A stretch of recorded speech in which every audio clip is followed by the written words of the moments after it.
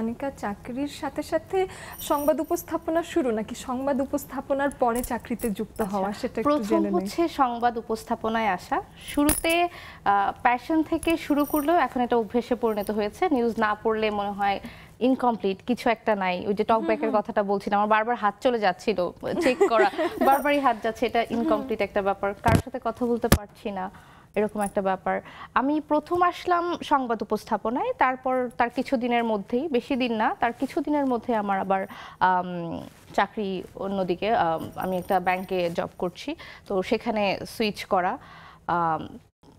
ওখানে জবটা করলেও না মনে হয় যে আজকে নিউজ কটায়, আগামীকাল নিউজ, বারবার রোস্টার দেখা, ওই ভালোবাসার জায়গাটা আসলে সংবাদ উপস্থাপনা, মানে ওটা ফিল করি। হ্যাঁ, মন পড়ে থাকে স্টুডিওতে, অটোকিউতে, ক্যামেরাতে।